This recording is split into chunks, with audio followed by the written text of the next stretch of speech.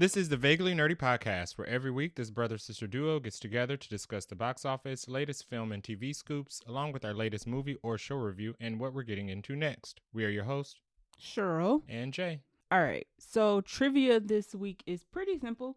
This week we saw The Boy and the Heron. So you ready? Yes. How long was this movie in production? 10 years. Dang, why'd you go automatically for something high? Because all his movies take forever to Really? make. That's why he doesn't have that many. I mean, he has a lot, but they take forever to make. Okay, well, you was close. 7 years. So okay. The production timeline spanned approximately 7 years, comprising 2.5 years dedicated to pre-production activities and about 5 years for the production phase. Yeah, so it was a seven-year long venture. Yeah, You're right. That makes sense. He doesn't have like 25,000 movies under his thing, so that makes sense. Yeah. All right, let's get into the episode. Welcome, fellow movie buffs. I'm Jay. I'm Cheryl. Listen in as we break down movie and TV shows, tell you what's in the plot, and hear if we think you should have watched it when you had the chance. Dun dun dun.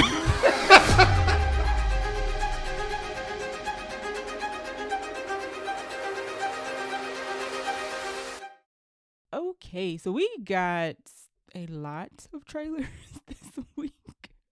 So we'll go over trailers second. First, for the episode, we'll go over a couple of movie announcements and some news for some movies that are already coming out and some movies that we didn't know about. And then we'll get into our review for the week for The Boy and the Heron.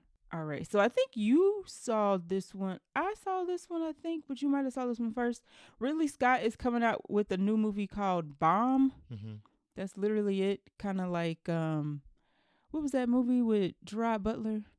Plane. Mm-hmm. I'm assuming it's going to be different. But anyway, it's an action thriller, follows a hostage negotiator who called into duty the night before his wedding in London to stop a bomber that he has a history with. Pretty simple plot. Yeah. I don't think we know any writer or actors yet. No. No writers or actors yet, only that it's being helmed by Ridley Scott. I thought he's doing Gladiator 2. I wonder, so this must be after Gladiator 2, obviously, because that's already in production. Yes. This sounds like something else, though, but I can't think of what. But Ridley Scott said that the plan for it is for it to be like a franchise film, and it's supposed to be in the vein of Die Hard and Speed. So it's okay. Just Die Hard in Speed with a bomb instead of a bus. You can't lose me because I love Speed and I like Speed 2 Cruise Control. Yeah.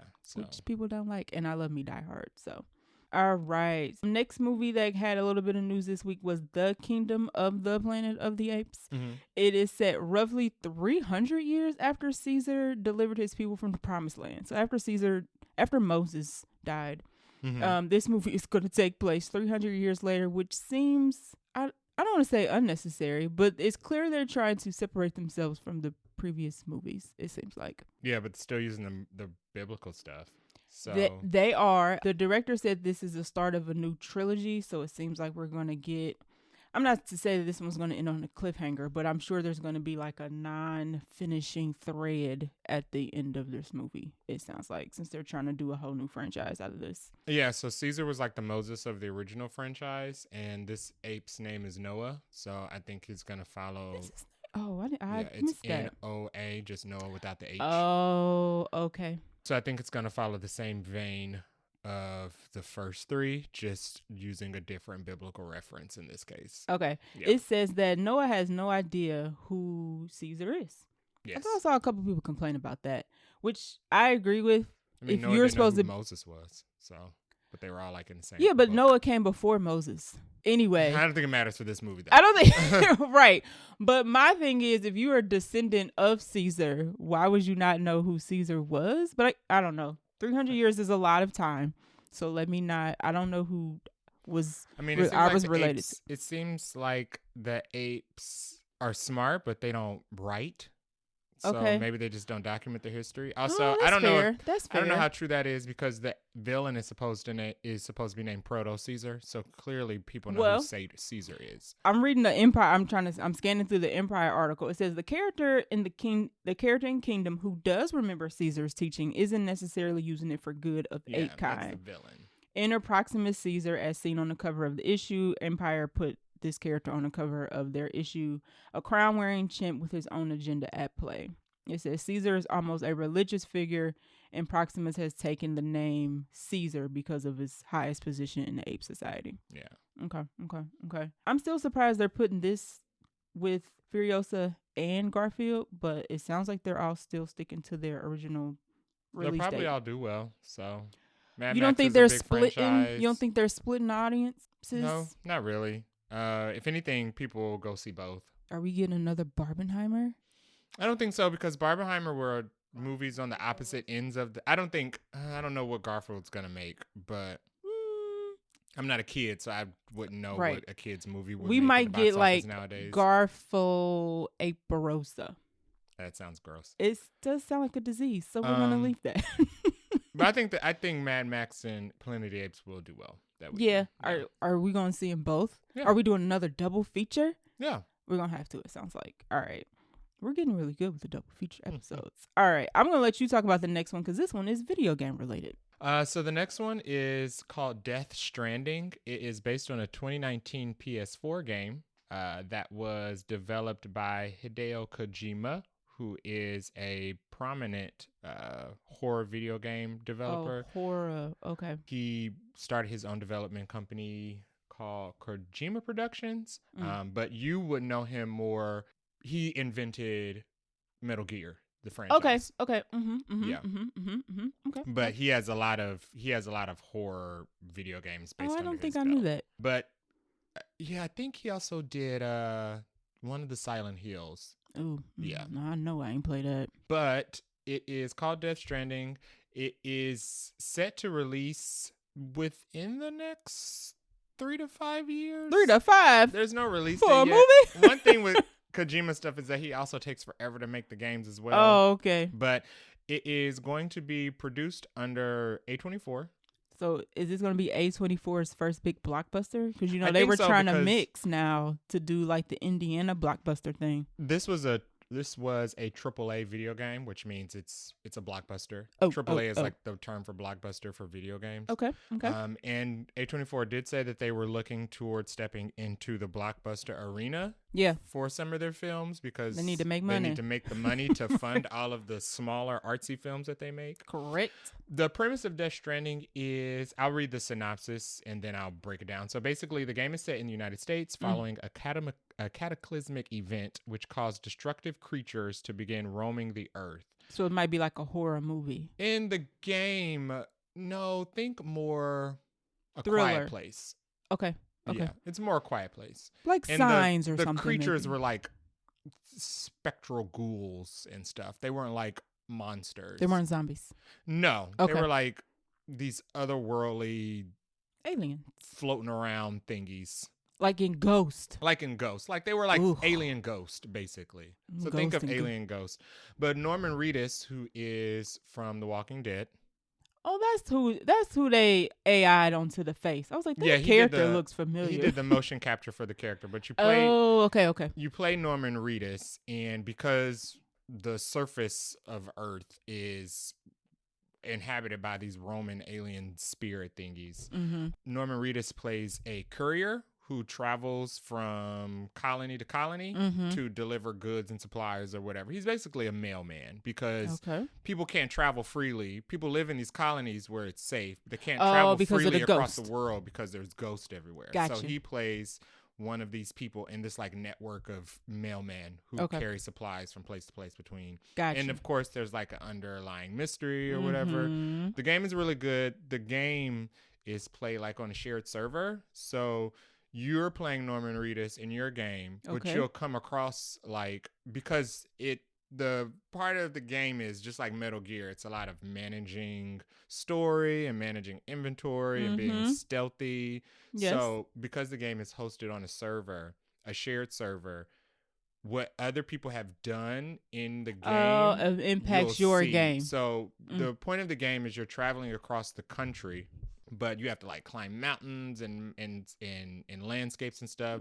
So people have built things to make it easier for everybody as you go across. So you could be playing the game and somebody has 10 people who cross this mountain before you build like work together to build like a zip line. So you don't have to climb down the mountain. You could just use a zip line. And then once you get to the bottom, you can like add to the end of the zip line or something like that. I wonder how they code games that way. That sounds really intricate. Yeah. So that was one of the main selling points of the games, was that even though you don't see any other players, it's you can like use a community, and they'll like leave things or leave notes like do this or go here or use this tool. So I would like that in a non-scary element. Yeah, so that's what made the game fun. But I think this is a good choice for video game adaptations. Everybody's trying to develop a video game now. That's the video game adaptations are the new wave.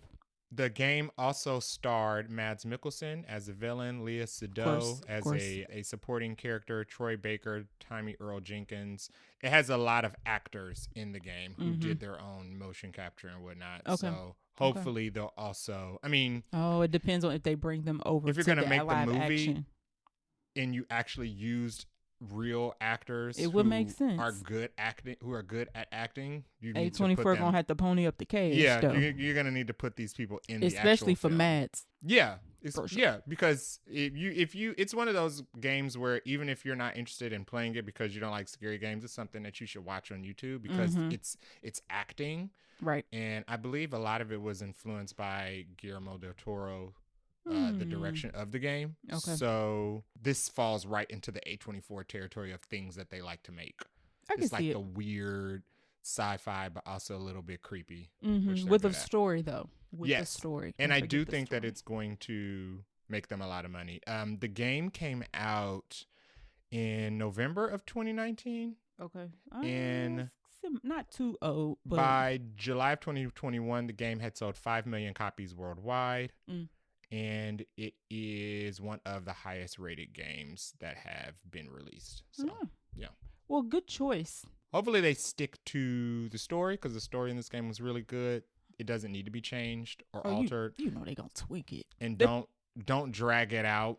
It's going to be 2.5 hours. If anything, the movie's going to be too short. So I don't know. I'm going to say tweaking of whatever plot in 2.5 hours at least. Let's put that on paper. Oh, and one of the main plot devices in the story of the game is that one of his packages that he has to deliver is like this baby. So that is like in this is that what that thing was? Tube that he has to protect while he's traveling across. So I'm sure that's going to become a major plot device. You got to keep the baby. Yeah. You can't get rid of that.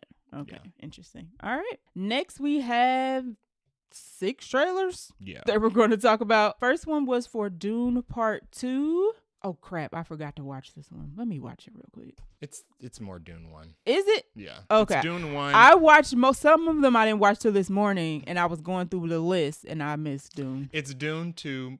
It should be called Dune 2 More Dune because it's just more Dune. Is it? Okay. More beautiful gowns. So they just doubled the amount of everything in Dune 1. So there's more cast. They doubled the amount of cast. Okay. They double the amount of giant sandworms. The director said that this one would be double the action.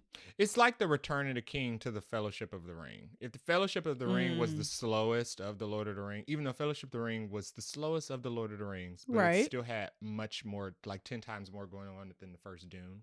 Oh, absolutely. Then this would be like the Return of the King. Okay. Dune, where it's just all war. Okay. Yeah. It need to be because the first one was given a little. The Return of the King was basically just all war, and it was still good, but this is just more Dune. Listen, I will say, after the first Dune, I was kind of like, I don't know if I want to watch part 2, but the trailers look like we getting action.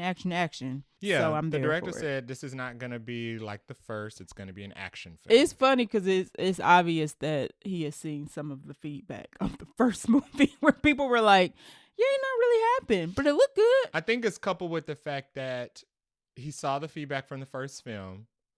The first film was not a blockbuster box office success. Right. It came out COVID. Right. And sure. We'll use COVID. Because of COVID, and I think it went to streaming. It was a day release. Yes, I think it was. And I think the studio probably told him, like, we let you slide once, right? So you have to actually deliver the second time, right. So it's time to turn this into an action franchise. We'll see. It's coming out March 1st, and March seems to be quite a busy season next month for movies. To me, based on the trailer, it does look better than the first one. Yeah, so we still have Timothée Chalamet and Zendaya. I'm assuming she's gonna be in here more than the 3 minutes she was in the last one. Yeah, apparently everybody says this is where her character Chani is more involved in the story based on the books or whatever. Mm-hmm. Still, Rebecca Ferguson is going to be around. Josh Brolin will be returning. We have some. He died. No, that was Jason Momoa, but he's a clone, so he'll be coming back at some point. I heard he's not listed here, but I'm sure he'll pop up. I heard in the book his character is a clone. Josh Brolin is returning. New additions would be Austin Butler, who will be the new villain. Or is he like a? It seems like he has a bunch of villains, but he's like the new successor to the villain. It seems like Christopher Walken, who's also in this movie, is like Jonathan Butler's manager. Yeah, so Christopher Walken would be like Sidious, and Austin Butler is Kylo Ren, basically. Okay. I can see that. Florence Pugh, who's joining. She's basically gonna be like evil Princess Leia. That's what it. Okay. Dave Bautista is returning. Christopher Walken, like you said. Léa Seydoux is joining as well. Is she good or bad? I can't tell. Says she is a Bene Gesserit and close friend of the Emperor. So a Bene Gesserit is the same thing as Rebecca Ferguson's character is. They're the sisterhood of witches or whatever. Right. Mm-hmm, but she's a friend of the Emperor who is the bad guy. Okay. So maybe she's like an anti. We don't know. She's on both sides. I don't recall seeing her in the trailer either. I've only seen a poster of her. I don't think I've seen her in the trailer. Yeah. Any trailers, I should say. The last of the castings are Stellan Skarsgård and Javier Bardem, who will also be returning from the last Dune. Yes, Javier Bardem played Zendaya's dad. Okay. And Stellan Skarsgård played the dude with the super long. I don't even remember who that was. I think when Oscar Isaac tried to poison the room and he like crawled up the wall with that super long. Was that him? Gown that he was wearing. That was oh yes, you're right, that is him. You're right. You said Skarsgård like and I was thinking of the kid. Yeah. Okay. Mm-hmm. You are correct. He is back. So yeah, we'll definitely be reviewing this when it comes out. I have higher hopes for it than I did the last one. So we'll leave it at that. They've also been saying that they're planning to like do like 50,000 different spinoffs. I know. I've heard of the one with I think the Sisterhood of Witches. Yes, I've heard of that one.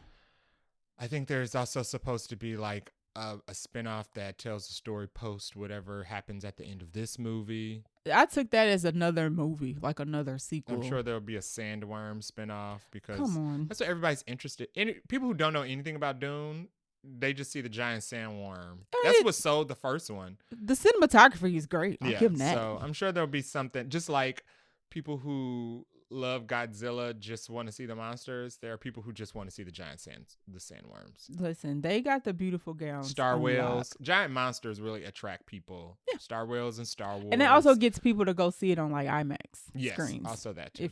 If you ante up the monster. Yeah. Okay. All right. Next we have Beverly Hills Cop Axel F. I think it's Foley. Well, I looked it up, and the subtitle is Axel F, not his whole last name. Please don't ask me why. I will have to admit, I have not seen a single Beverly Hills Cop. Saw the first one, didn't like it. You didn't like it at all? No. So, you know what? We might have to. I feel like we can't properly review this unless we see all of them. Ooh. We can watch the first one. You don't think we need to watch all three? I feel like this is one. I feel like this is one of those things where it's like Halloween, where you can just get away with watching the first one and then pick up on the. I feel like you got to at least watch the first and the third to know. Okay, no, maybe I don't know, but anyway.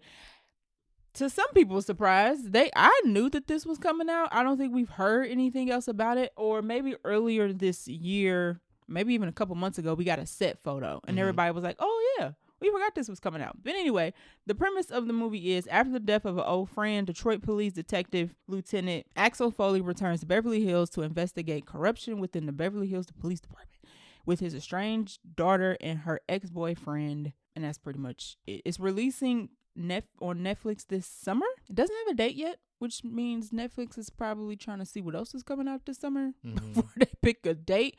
But it looks like it's finished pretty much. The trailer pretty much does a good montage. It's a good trailer, I will tell you that, because it gives a good montage of like him fighting and then a couple callbacks to the other movies. I believe there's a couple characters from the other previous movies that are in this one at the end of the trailer. Eddie Murphy still looks youthful. Give him that. The plot seems pretty straightforward. It did give me a little bit of Bad Boys. It looks like Bad Boys 2 vibes, not 3 and not 1. No, it looks like Bad Boys 4. We haven't gotten Bad Boys. Then it looks like 3 then. I got more Bad Boys 2 because I like 2 better than I like 3. That's the only reason why I'm saying that. I give it Bad Boys 3 because I think that I'm not going to like this, just like I didn't Bad really care for Boys Bad Boys 2.5. We meet down the middle. I thought the trailer was pretty good. I haven't. Bad Boys 3 trailer looked pretty good. I didn't like that movie. I'm sorry. I guess we're on opposite ends of the spectrum. We are. You are optimistic about this, and I'm not. We're just gonna be interested when we actually.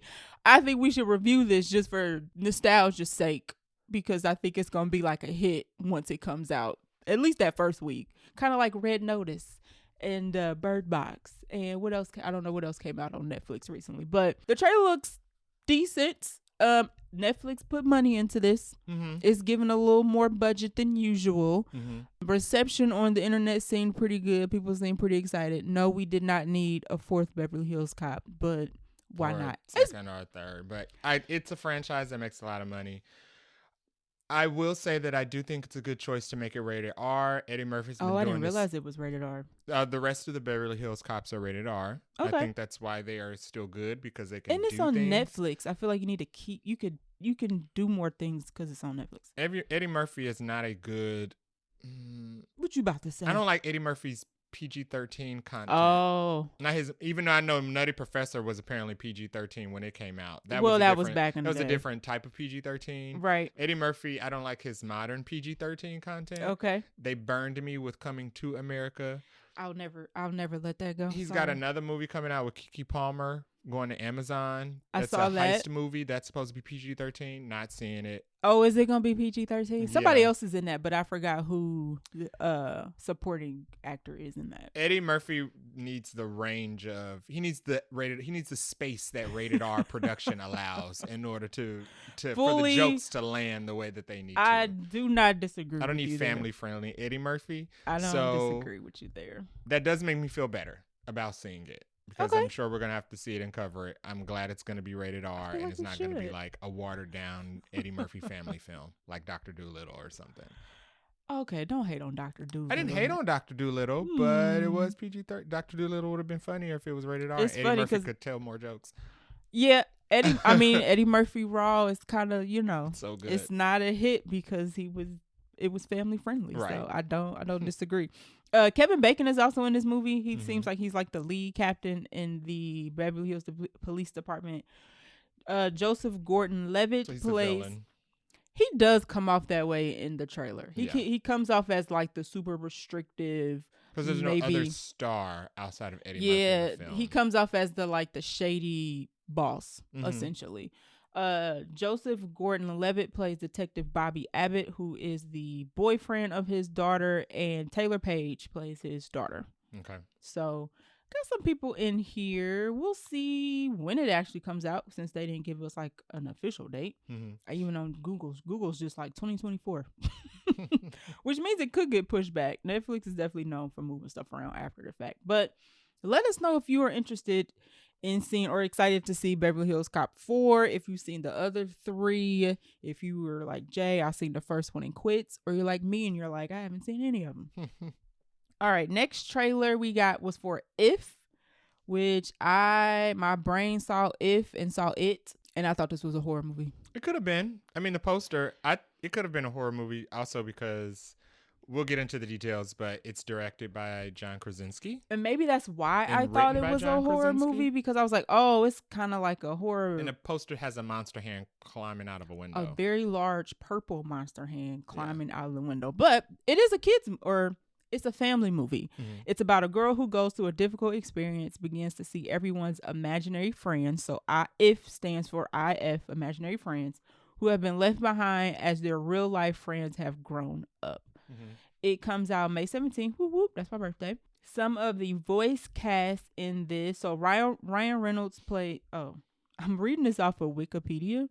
And Ryan Reynolds' character is called the Man Upstairs. Okay. It is voice cast. Steve Carell plays Blue, who is the purple thing in the trailer. Phoebe Waller-Bridge. Like Monsters, Inc. Boo. Because he looks like Boo from Monsters, Inc. He does. He looks like a purple version of Boo from Monsters, Inc. Yeah. You did not lie. It's even the same animation style. Furry and everything, yeah. Yeah. Steve Carell plays Blue. Phoebe Waller-Bridge plays Blossom. Louis Gossett Jr., who I don't know who that is. Oh, I know who that is. You would know who he is if you saw his face. But he plays a bear. Okay. Emily Blunt plays a unicorn. Matt Damon plays a flower. Maya Rudolph plays Allie. Yeah, all the stars are doing the voice work. Yeah, which is probably why they could afford to have them all in there, because it's just voice work. It's voice work and not like actual them in the movie. Jon Stewart is in this. Sam Rockwell is in this. Christopher Maloney is in this. Awkwafina is in this. And Vince Vaughn is in this, but it doesn't say who he is. So all the stars... Probably a villain. Probably. All the stars are in the voice. Yes. Of this particular movie. But it is a kids movie. Basically, the trailer shows all the different imaginary characters trying to get this girl to help them. It looks like Monsters, Inc., but in the real... Like if Monsters, Inc. was live action. Okay. Kind of like the Pokemon movie. Yes. Which is funny because that was also Ryan Reynolds, so he likes this type of stuff. Clearly. And it seems like the imaginary friends have just kind of been living in the real world just like everybody else, but they've just been invisible to people who grew up and don't believe in them anymore, maybe? And I think the reason that Ryan Reynolds can still see them is because he's obviously playing a childish character. Oh, you think that's what it is? That's the only reason he can still see them, and he's an adult. He's the only adult who can still see them. Okay, I can go with that. Yeah. I can go with that, and that makes sense for like Ryan Reynolds type of characters. They're always like immature and goofy. So that makes Ryan sense. Reynolds got a thing. I will say that he definitely have his own shtick for sure. But it looks. After I watched the trailer, I was like, oh, yeah, this is not a horror movie at all. It looks like a kid's film, 100%, family film, 100%. I actually thought the trailer was kind of cute, though. I don't know if I would be interested in this. No. Maybe. I would watch it at home. I don't know if I would go to the theater to watch this. It could go one of two ways, because I was a little apprehensive about Free Guy, but I ended up enjoying it. But Free Guy wasn't really family friendly. This is more geared towards a younger audience. And Free Guy, video games, so yeah, I think a lot of kids definitely something about Free Guy something about Free Guy in the trailer I could want to see more than this for some reason. The two things that came to mind when I saw the trailer that made me apprehensive about seeing it was, one, it's a kids film. I have a default disinterest in kids films. But also Ryan Reynolds, even though I really like Ryan Reynolds in Free Guy and I really like Ryan Reynolds in Deadpool, that's about it. What else about like Ryan Reynolds? Because you didn't like Green Lantern? Please. Way too much shtick for me. Ryan Reynolds has a style of comedy it's too much. It can be. He knows how to control it though, because in Free Guy he was good. And did he control it in Red Notice? He turned it up 1,200 octaves in Red Notice, and I almost turned that movie off. There was also the Deadpool 2 turned it up just a touch too much. Deadpool 2, that was a big negative. It was too much shtick. It was too goofy. You can't tell whether sometimes in some of his movies you can't tell whether you're supposed to be watching a movie or like a stand-up special with like higher production budget. Yeah, and the jokes don't always land. It's too much shtick. He had that Netflix movie where he was like the leader of the secret agent of team of secret agent people, and it was too much comedy in it. Yeah, he had that movie where he played a Star-Lord who traveled back in time and saw his younger self, and Mark Ruffalo was his dad, and it was way too much comedy in that. So you just got to be careful with Ryan Reynolds. Yeah, right. I don't dislike Ryan Reynolds. I don't dislike Ryan Reynolds. There's definitely a gauge of how much I could take of his shtick in a movie. And Red Notice would probably be the highest for me, and it was way too much. But the first Deadpool and Free Guy, just enough. So we'll see. We'll see what the other trailers show before I be like, oh yeah, check it out. Yeah. The next trailer we got was for the American Society of Magical Negroes. We got a teaser for this a couple episodes ago. And the teaser made it very interesting. It was very short. It was maybe like a 30-second. We kind of saw a couple people that were going to be in it. We thought we kind of knew a little bit about the plot. They did give us a release date of March 22nd next year. That is still coming out March 22nd. But this week we got a full 2.5-minute trailer almost. And it's not what we thought it was going to be. Yeah. They had me in the first half, but then they lost me. And so the premise of the movie is and this is the premise as it's listed on the wiki. I thought you was going to sum it up from the trailer, but I'm going to give the official premise because I think the premise on the wiki is BS, but really? Okay, now I want to hear this. So the film is a satire of the magical Negro trope. I get the satire. If you're unfamiliar with the magical Negro trope, the magical Negro trope is the trope of having a black person involved in like a film or a book or a story, who makes whatever the circumstance that the story revolves around. Yep. The black person makes it easier for the white characters to navigate whatever obstacles in front of them. So examples were Green Mile, The Help, Legend of Bagger Vance, I think are like the most three. The Green Book. Yeah, those are like the more prominent ones of late. There's a wiki that goes down. I mean, the magical Negro trope has existed in film. I did not know that because I was looking up since Gone with the Wind.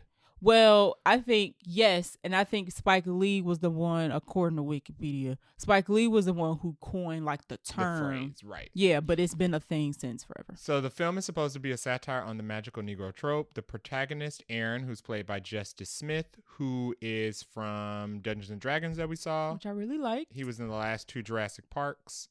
He was also in the Pokemon movie. Was he in Jurassic Park? Yeah, he worked with Bryce Dallas Howard's character. Oh.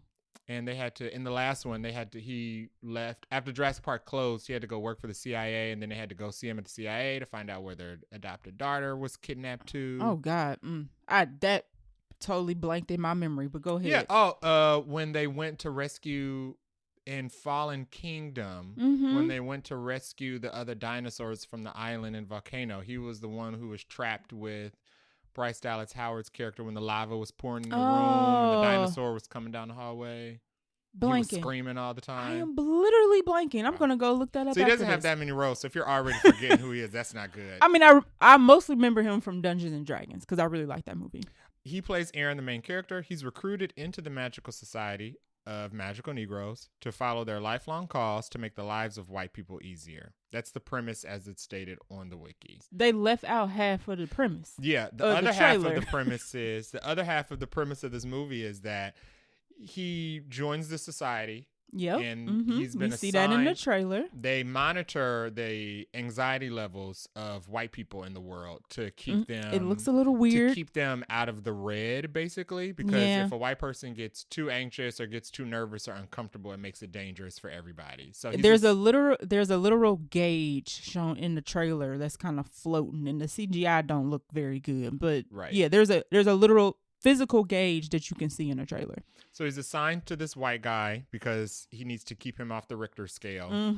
And he's supposed to use his magic powers to make this white guy's life easier, because if he doesn't, something bad could happen. They keep it vague what it was. But right. You can just just makes black people's lives worse if their scale is too high. So while he's working to keep this white guy's life easier, he also discovers that the white guy is in love with this girl who works at this company. But unfortunately, Justice Smith is also in love with her, and he has to choose between falling in love with her because he likes her, or helping the white guy he's assigned to fall in love with her to keep the world balanced and keep him happy. And it's a rom-com.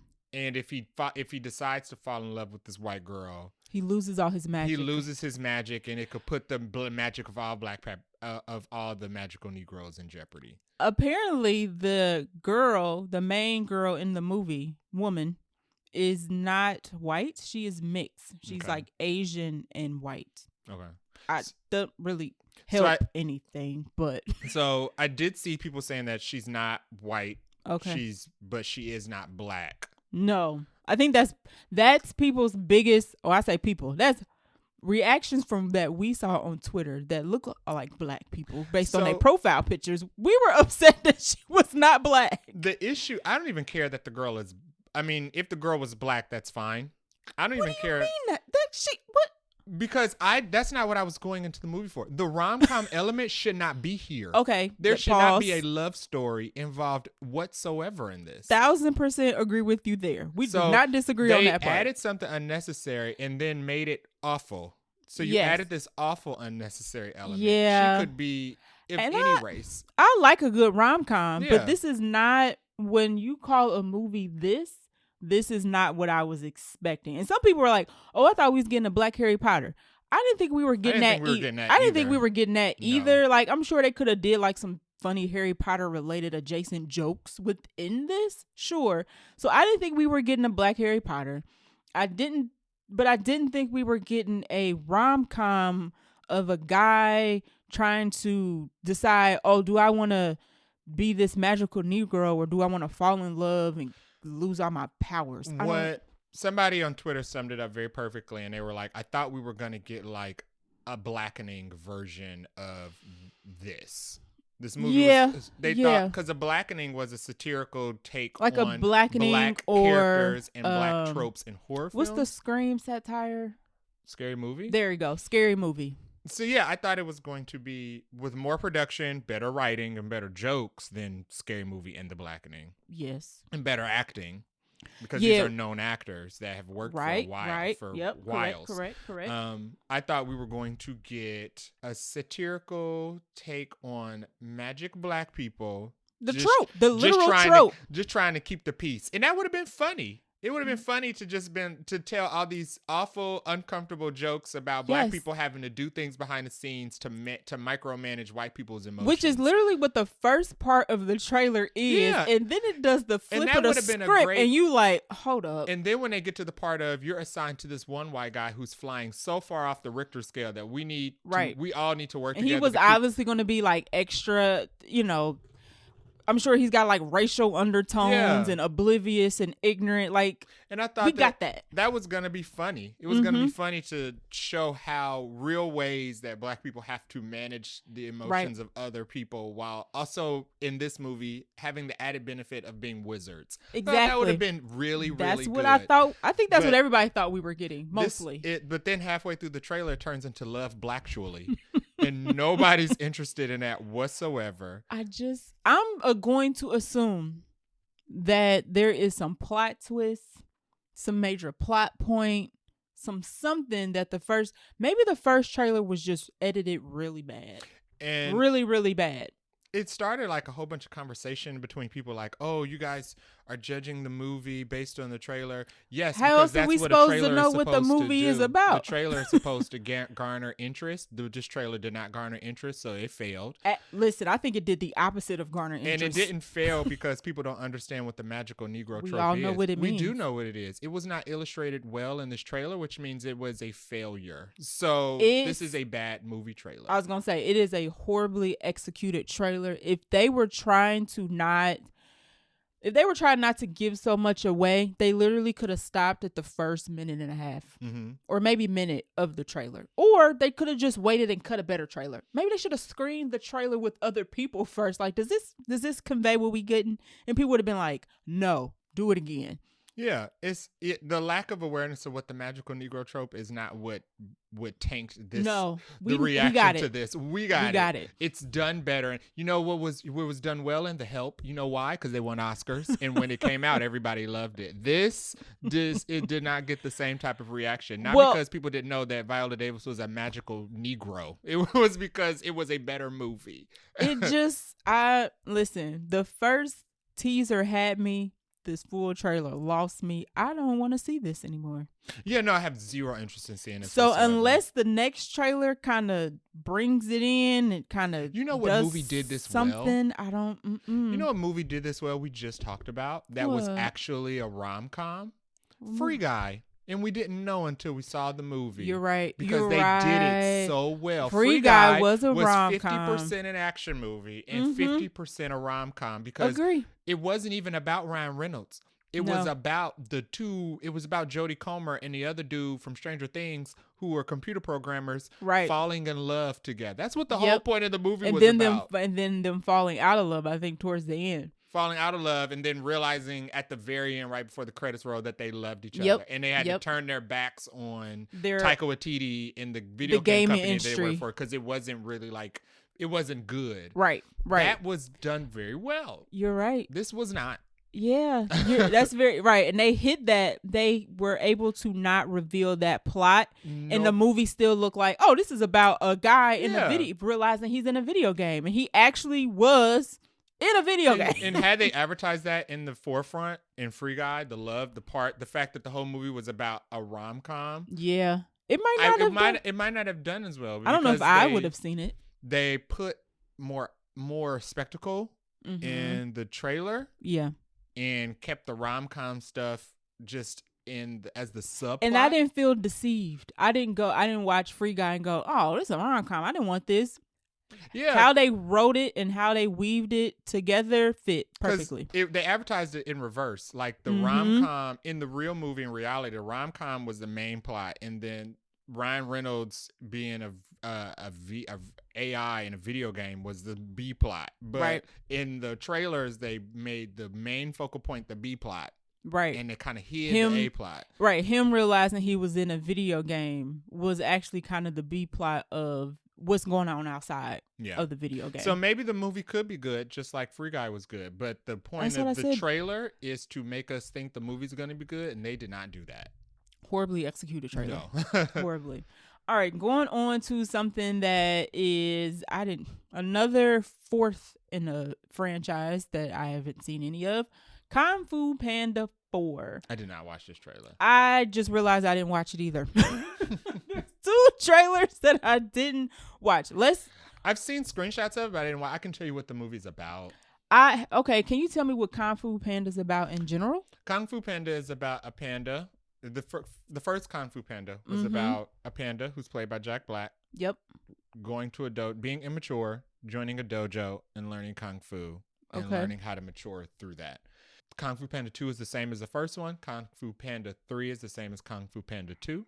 Just different. It seems like they've been swapping out villains. Yeah. It's like if this was a series, it would be villain of the week. But because these are movies, this is just the villain of the movie. So the lesson is kind of parallel to the last movie. They're all the kind of cookie cutter. And they bring back, nobody dies other than the villains.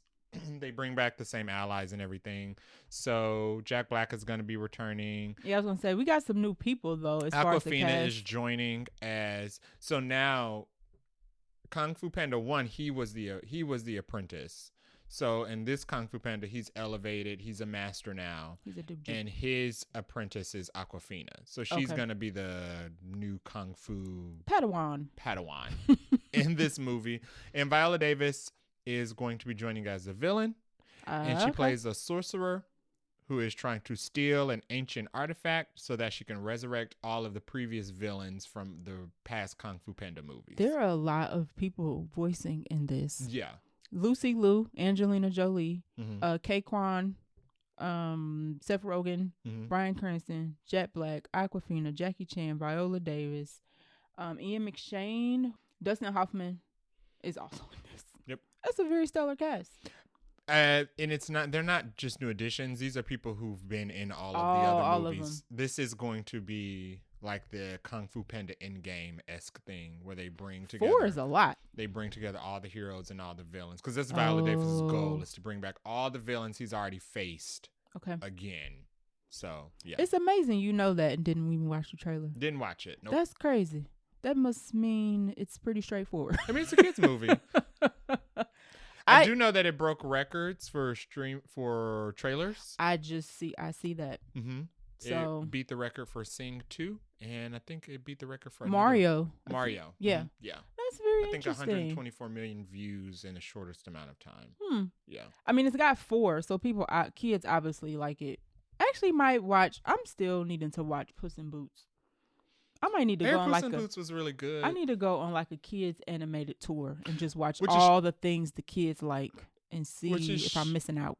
So I would say the Puss in Boots films are on level of quality were like the rest of the Kung Fu Panda films. Okay. And then they did this last Puss in Boots film that was like critically acclaimed. Okay. So maybe this will happen for Kung Fu Panda as well, because I think the Kung Fu Panda films are received well. They're kids movies, so they're just like a default thing. But this might be the one that's receives the critical acclaim, probably because of the cast. Yeah, maybe it has a good. I was gonna say maybe it's a good story. Yeah. This also comes out in March of next year. Just out of curiosity, I'm about to look up all the movies that are coming out in March, because now us talking about these trailers and saying March and March and March, I'm just curious. Dune Part 2 is coming out. Okay. Kung Fu Panda, Imaginary with DeWanda Wise. We talked about that trailer. It's a horror movie. Luke. Oh, they're re-releasing Luca. The American Side of Magical Negroes. That's interesting. Why? They're releasing Luca, Soul, and Turning Red because they didn't get money. Well, they didn't get theatrical releases because they came out during COVID. So Disney is like, I feel like Soul is really old though now. Well, I think it's cool that they're doing it because they're giving a chance for the creators to have their movies in theaters. Mm-hmm. I also think they're doing it because Disney has nothing coming out until like Deadpool, or no, Inside Out. Yeah, I feel like even though Soul didn't have a theatrical release, I feel like everybody saw Soul because it was like the first animated movie to come out during COVID. That was day and day, and it got like Oscars. For like animation. I literally think they're doing it kind of maybe as a cash grab, and also as we don't have anything coming out, so let's just put these movies back. Like Turning Red and Luca makes sense because people said both those movies were good, but I don't think they made any type of money. I think Turning Red was straight to Disney Plus? They all were. All three of them were. That's why they're putting them back out. Okay. So also coming out in March, Arthur the King, which Jay really wants to see. That's the Mark Wahlberg dog movie. No, I do not want to see that. Most anticipated for 2024. Ghostbusters is also coming out in March. And Mickey 17, which I don't think is coming out in March because we haven't heard anything about it. But if it does, awesome. So that's like 12 movies. No, I'm just playing. I don't know how many I named. But March is packed next year. The King. For sure. Okay, last movie trailer was called Civil War. This is coming out April 26, 2024. I had previously not heard anything about this movie. Let me look up the synopsis. It actually kind of doesn't have one. Where you at, Wiki? Anytime I think of, you brought up that stupid Arthur the King movie. Anytime I think of dog human movies, I think of Far From Home. Yeah. The Adventures of Yellow Dog. There's so many dog movies. Because it used to come on, the trailer I used to have Mighty Morphin Power Rangers on the movie on VHS. Okay. And I think that was the preview on the tape was the Far From Home Adventures of Yellow Dog trailer. Yeah. You know, those movies kind of do, those movies do numbers. That one, we just got a dog movie with Channing Tatum. At least we get one a year. At least. And somebody must go see them because they keep making them. They do. They keep making them.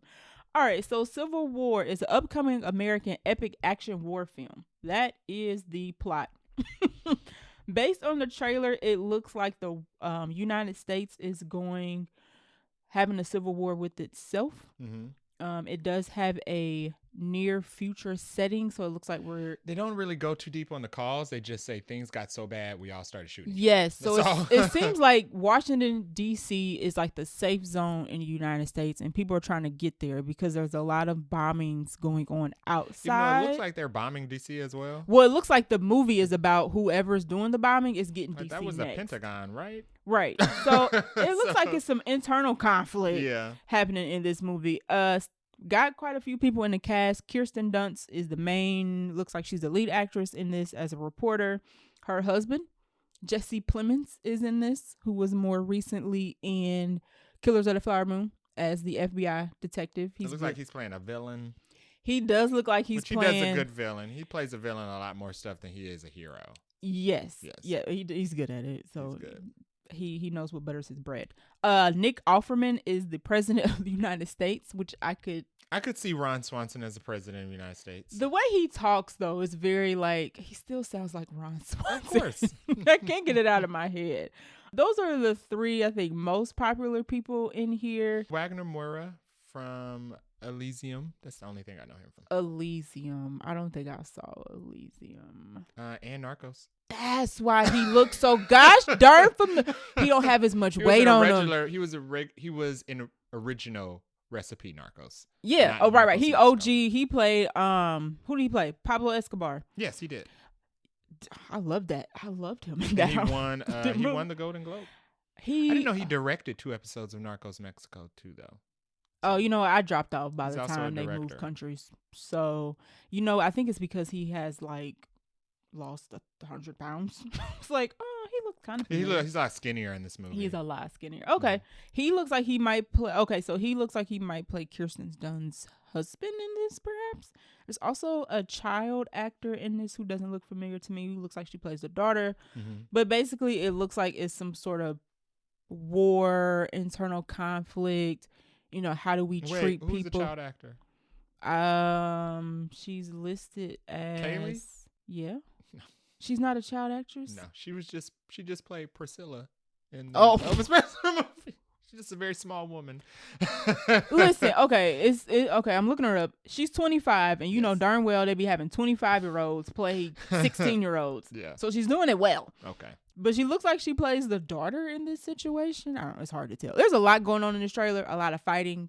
A lot of war. Yes, a lot. It looks like it's going to turn up quite a few times. I don't know how interested I am in this yet. I think I need to see a couple more trailers. I do like Kirsten Dunst and Jesse Plemons and Wagner Moura, though. You know what? Last week when we did the Leave the World Behind review, we talked about, I had mentioned how I felt like I was stuck in the house with these boring people while more interesting stuff was happening outside. This is the movie where the more interesting stuff is happening outside. You know what? When I saw this trailer, I almost put in the chat we have with our mom, because we were talking about Leave the World Behind. I was like, look, this is the post Leave the World Behind movie. Yeah, because it kind of looks like what you're right. This is what the interesting stuff that was happening outside when we were stuck with Mahershala Ali and Julia Roberts. This is what was actually happening listening to in him DC. Exposit about all the interesting things that were happening. Yeah. This is interesting. So I will watch this. Okay. Fair I will enough. actually watch this. And it's A24, so. Oh, it is? Look at A24. Yeah. Okay, so yeah, I think I mentioned this already, but it's coming out April 26, 2024, which is kind of interesting because usually this is around your birthday, this is the day after your birthday, we're always seeing some sort of Marvel movie around this time. We are, because they're always putting out an Avengers. Either late April or early May is usually always like an Avengers. I will never forget Infinity War Endgame coming out. Yeah. My birthday week. Mm-hmm. So, yeah. We won't get that next year, but that's okay. No, but it's all right. We'll get a different type of Civil War. We'll be enjoying Civil War. Yeah, but not the fun kind. I was going to say, not the superhero Not the fun kind with superheroes. But hopefully this one's just as good. The awful kind. Right. Depression. All right, so that's it actually for our movie news and our trailers, and we'll give it a quick second and we'll get into our review. For The Boy and the Heron. Okay, so now it is time for our movie review. And this week yesterday, we went to go see The Boy and the Heron. This was released in Japan on July 14th, 2023, and December 8th in the US.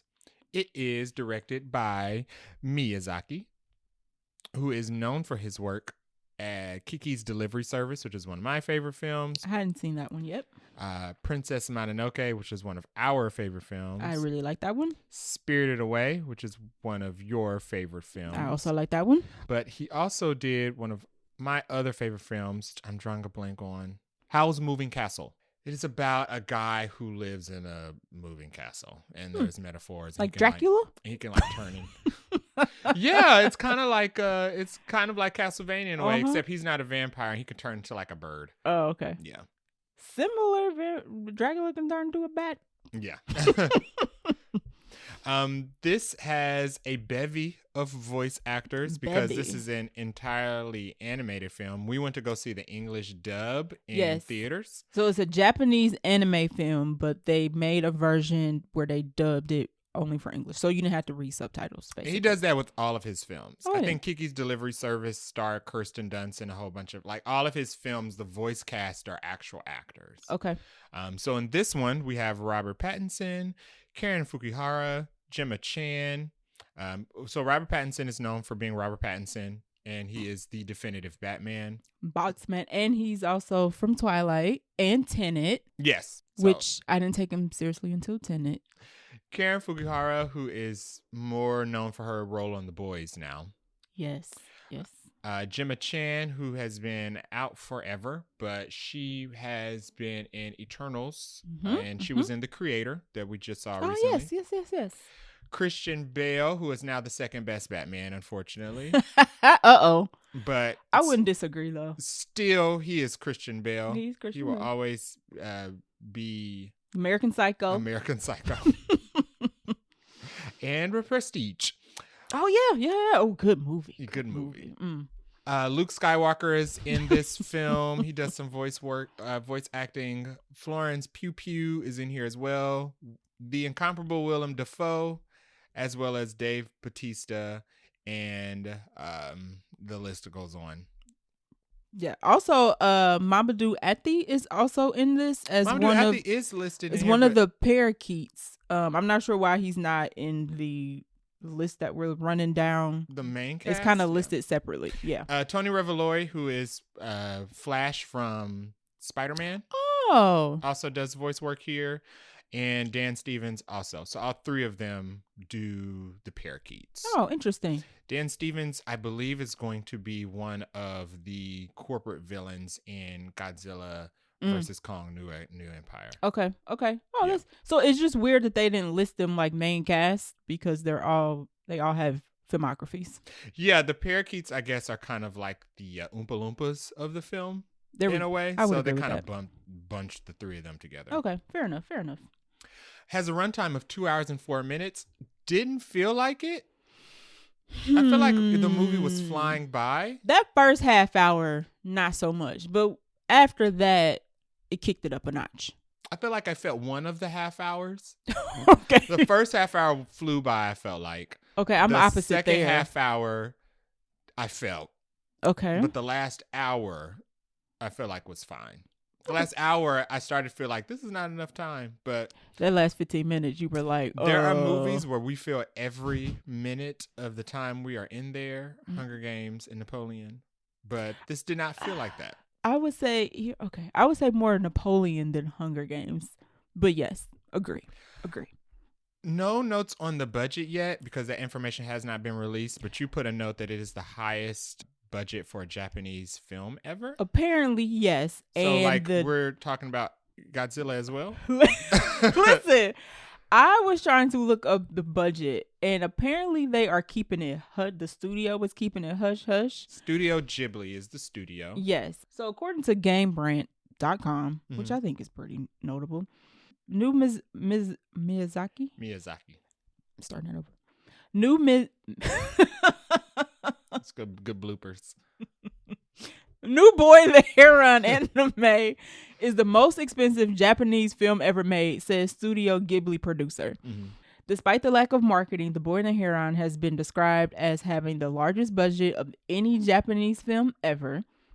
But it also goes to say the studio has been surprisingly tight-lipped about the upcoming feature film, and it doesn't have anything about the budget. Like, I haven't been able to find anything about the budget. Yeah, so very interesting things around factoids about this film. When this film was announced, it was announced in tandem with Miyazaki announcing his retirement from filmmaking. Correct. Then about halfway through production, he was like, he actually said, working is one of those things that you hate while you're doing it, but then when you're not doing anything, you wish you had something I feel like I saw a tweet about that. That was the gist of what he said. So basically he said he retired and felt like he was bored already at the beginning. So he went back to working. He clearly is allowed to take his time making movies. So why not? Yeah. He has worked with 4 at least 9 different animation studios across his career, starting in 1963. And he has been making movies since then. They've all been critically acclaimed. One interesting factoid about this film that kind of goes with your trivia. The production for this film spanned approximately 7 years, facing delays as it navigated challenges related to COVID-19, and Miyazaki slowed animation pace. He said, "Let me cook," as the kids like to say. And it didn't near completion until October 2022. Financing for the project involved streaming deals for previous Ghibli films. So he had other films that had, I think a lot of Studio Ghibli films are on Netflix now. Oh. Yeah. So a lot of these films you might be able to just stream straight from Netflix. There was also something interesting about the marketing for this movie is that there was none. They just did a poster. Yeah, the only thing I ever saw about this film were news updates on Twitter about how it was going. The film was released in Japan without any traditional marketing. No trailers or promotion stills were released before the film. The only thing they released was a poster. So you didn't know what the movie was about. They literally was able to do this movie on his name. And you know, that was it. I've seen a lot of these movies and I watched all of them not knowing what they were going to be. I did not know a Princess Mononoke was going to be going into it. Yeah, true. I didn't know. But if you're a fan of anime and you know this direct, you're just kind of like, I'm going to watch it. You know it's going to be far out and it's going to be something you have to pay attention to. It's going to be trippy. All the animals in here are going to look real weird and do weird things, and they're going to talk. And they're going to talk and they're going to have weird voices. Real funny. That is pretty much what this anime, this is what this director is going to give you. And you either like it or you don't like it. Yeah. Pretty much.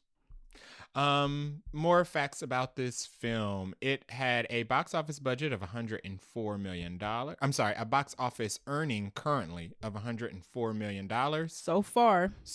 It got expanded this weekend into more theaters. Yeah, so it's got a wide release now. Wider because this and Godzilla -1, I think they both went wider this week. Right. Both Japanese anime. I'm sorry, not anime. Both Japanese films. So this is kind of unusual for two foreign films to be having this kind of trajectory in the U.S. box office. Yeah, a lot more people in the U.S. are becoming more interested in Bollywood films. And haven't gotten there yet. In Japanese films, whether they're live action or animated. I think Godzilla broke some of its own records as well. So, I think so. Good time for foreign films. Cinema score of A-. Our movie theater, we go to a Cinemark and they will have random months where they'll just be showing like animated Japanese films every weekend. So if you're going to see these films, you're going to see them because you already have an interest in them. So. Right. I actually think they were showing his films leading up to this. Yeah, they had like a whole month blocked out where every weekend there was like one screen was dedicated to like a Studio Ghibli film. So A- cinema score, I agree with that. Yes. Because if you're going to see going to see a Japanese animated film in this style, you like and there's so many, you clearly like these type of films. You like these type of films, and unless they did something grossly different than what the other films they didn't, right. Yeah, I would agree with that. Ratings has a Rotten Tomatoes critic score of 96%. Pretty darn high. Like 184 reviews. Pretty high. And an audience score of 90%, and I think that's out of 500 plus. So critical acclaim, and everybody who's seen this movie seems to love it. Yeah, I would agree with both of those as well. Yeah. Summarize the plot. Do you want to do that part? Sure. I'll do it. Do your best. Yeah, I'll do my best without spoiling. So the main character, the boy, his name is let me get his name. Mahito. There we go. Mahito he's 12. I think they say his age is 12 in the plot. They don't say it in the movie, I don't think. But he's a kid. So he's a kid who loses his mom in an accident. And the movie is basically about him having to learn to have a new family in a new place, and there's crazy bird keep following him and bothering him and telling him that your mom is actually alive. And he's like, I don't believe you, but show me anyway. Right. And basically the movie 12. Right. And basically the movie is about him trying to figure out what this bird is talking about, and it leads him into this other realm of possibilities and adventures. I think that's which is kind of in the same vein of like the rest of these type of movies. Yes, so I would say there's always an other realm or a supernatural entity. There's absolutely a lot of supernatural in this. There's a lot of animals that don't look like how you think they would look. Mm-hmm. There's a lot of themes. I had to kind of read up on this though afterwards because I was like, what is the theme here, sir? What are we trying to tell the audience? So I would be interested in you filling in the whole story. Well, I can say it without spoiling it. So the theme was about coming of age, essentially. Like coming of age in a time where you live in a world that's poop. That's because, this takes place when there's a war because the boy says, 3 years after the war, this happened. And then 1 year after this happened. And then at the end of the movie, there's another time, a line that's like, so many years after a war, this happened. Mm-hmm. So I think it's more of a kind of like soft narrated by. Yes. The beginning of the movie, he does a little bit of narration, and then there's a little bit of narration at the end. But it's also supposed to be autobiographical in nature. Miyazaki's growing up, like growing up during a wartime, having a coming of age of his childhood. There's also some sort of message about having a world without conflict. Yeah, that was stated. So there were some themes there, but I had to kind of look up the themes because at the end of the movie, the last maybe 30 minutes, I was like, I'm lost. Yeah, the last 30 minutes, they put everything on a plate and threw it at you. It started zooming, and I'm like, okay, there's a lot of like characters, and there's a lot being said, and there's a lot of so we clearly don't need to discuss these things. We just accept them. There's a lot of like, this stands for this, but I'm not getting it kind of thing. So overall, though, I like the movie. I wouldn't say I liked it as much as Princess Mononoke or Spirited Away. And only because it was slower. It was slower. Not because it was... Not in a bad way, but it definitely took some... It just was not the same type of storytelling. They took some time to set up the... what is the little boy's name again? Mahito. They took some time setting up the scene of like, this is where he was in the beginning of the movie, and then immediately we get to his new life. Mm-hmm. And you kind of set the scene of how he's navigating, how he feels, who are the new people in his life. So they take some time building that up before we get to the weird bird although the weird bird pops up pretty early. But he don't start the first 30 minutes. He don't start getting reckless until a little bit after the first 30 minutes. For a while the bird's just kind of nothing present. About the movie is scary. He's just present. Looming around. And one of the characters says, oh, that's just our special gray heron. He's just putting on a show for you. And he like, no, it ain't no regular bird. Something going on with this bird. And I don't know what yet, but I'm going to find out. That ain't no bird. Right. That ain't no regular bird. Yeah. Actors or let's do it this way. Since this is voice acting, it's kind of hard to say who, like, acting wise we liked or didn't like as far as people portraying a particular character. Voice acting wise or character wise, who did you like the best or maybe the least or in the middle? I didn't have a least. I don't think anybody did bad. The best was Robert Pattinson. And I will say that when we saw a teaser clip, it wasn't even a trailer. No, it was just a clip of his voice. We heard it was a clip of the Grey Heron speaking. And we were like, oh, we saw the cast list. We saw Robert Pattinson. We saw Willem Dafoe. We saw Mark Hamill. Christian. Mark Hamill's voice acting career is longer than his Star Wars career. He's the Joker. So when we heard the voice of the Heron, we both were like, oh, that's Willem Dafoe. Absolutely. Would have bet. It's peak Green Goblin. Would have bet my paycheck that it was Willem Dafoe that voiced the blue Heron. But it was actually Robert Pattinson. He sounds... doing his best Willem Dafoe. He sounds so much not like... He doesn't sound like anybody in particular, but he also sounds nothing like himself. Like if that was a trivia and I did not know that, I would have lost that because $1 million would have been gone. Like, guess who this voice actor is? I would have been like, Willem Dafoe. You have to hear it. Like, even if you don't go see this movie, you should just go on YouTube and find a clip of Robert Pattinson, the boy in the blue heron, and just to hear what it sounds like, and then watch a clip of Robert Pattinson and Batman and go, is this the same person? You're lying. And Robert Pattinson and Willem Dafoe were in The Lighthouse together. So in my mind, I'm thinking Robert Pattinson knew that he was doing this movie because the movie was in production for like 7 years. Right. And was like, while he was on set, like on lunch break filming The Lighthouse, he was like asking Willem Dafoe, like, okay, so I'm doing this voice role. And Willem Dafoe was like, they called me too. And then he was like giving him pointers on how to like do the voice acting because it was insane. It was good. It was very, very good. He was definitely my favorite of the voice actors. I also like Florence Pugh.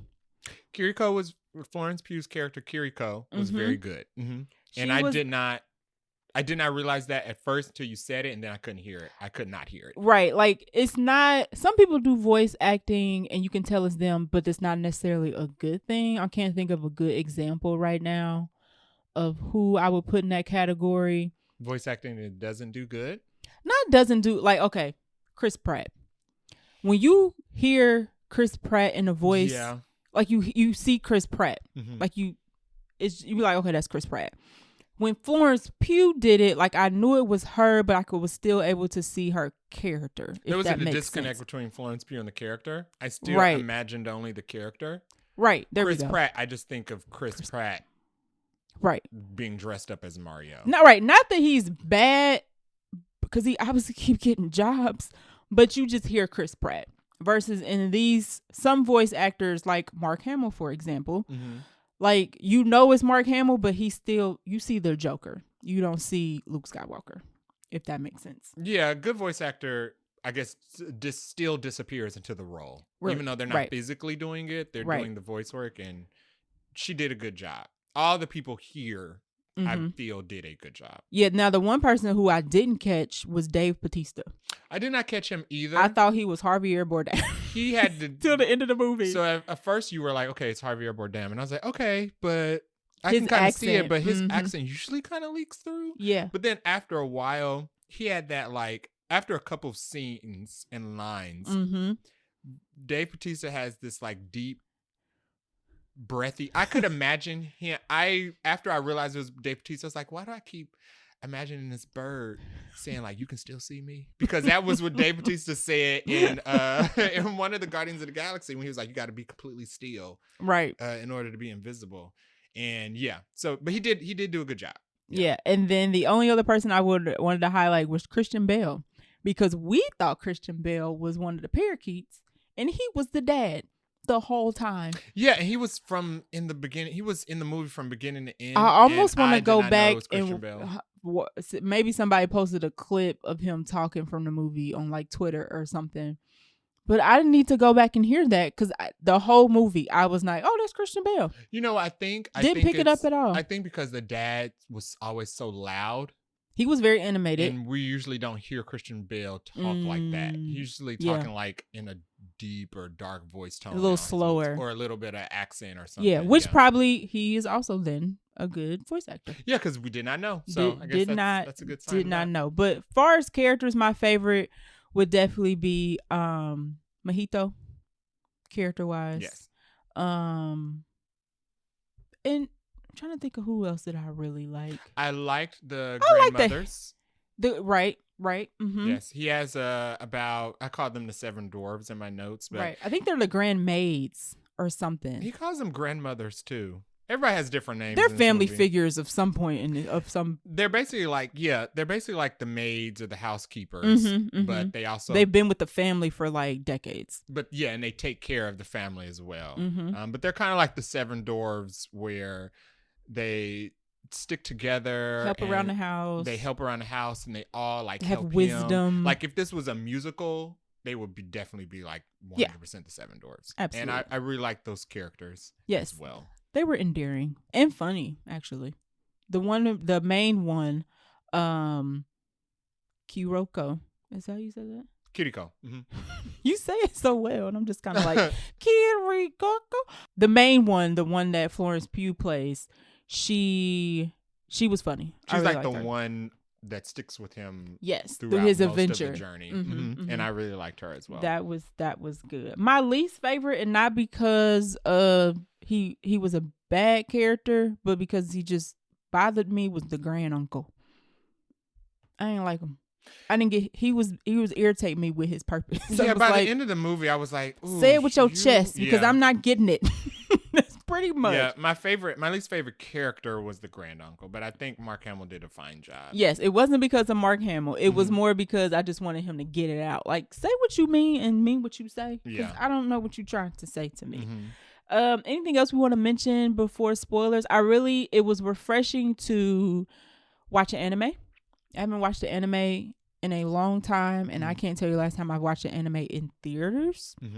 So it was nice to watch something that was not action or comic book or comedy or rom-com kind of like a palate cleanser. There it is. It was a nice palate cleanser. I liked how they animated. They did a very good job of expression of animating the emotion on Mahito's face, like with his eyes. That was very good. Like anytime he was surprised or thinking real hard or kind of was in any particular mood, the way that they animated his eyes was very good. Yeah. I don't think there's much that I can say non-spoiler because like you said, this movie was not advertised at all. So there's very little that anybody knows about the movie that to not spoil the it. Poster, just the poster. And then I like the music. Film score was composed by Miyazaki's longtime collaborator, Joe Hisaishi. And it consisted of 37 songs, which I did not know that it was 37 different songs, but they all kind of just flowed. I can kind of see that because there were, and as the scene switched, they would kind of switch songs, and then it was sometimes a song would just cut off, and I'll be like, oh, something about to happen. All right, so we're going to spoil this in 3, 2, 1. Okay, so the movie takes place during the Pacific War in Japan. Okay. And Mahito's mom is killed from a fire that was caused in her hospital. It doesn't say whether it was like a bombing or just a fire broke out. And we don't know why she's in the hospital either. He said the dad says it's his mother's hospital, so I assume she works there. Oh, okay. So she could have just been working. Hospital was on fire. Got you. So I think she was working there. Okay, that's fair. And she dies in the fire. And after that, a year later, Mahito and his dad leave Tokyo, and they move to a smaller countryside location because the dad has married the sister. Yes. Dad has married his aunt. So the aunt has now become the boy's mother, and she says that, and I was like, ma'am, pipe down. And it's a different time. It's 1943, and it's a different culture in a different place. So, I mean, we're gonna roll with it. You know, we realized there was another movie that we had saw that you had mentioned that they had the same type of dynamic. Killers of the Flower Moon? Yes, Killers of the Flower Moon, where they married the sisters. Even though that was for much more nefarious purposes. Yeah. This is just culturally accepted. My first note is the dad moved on quick. It was only a year. Like your wife died as a victim of war. Yeah, and not only did he remarry the sister is also pregnant.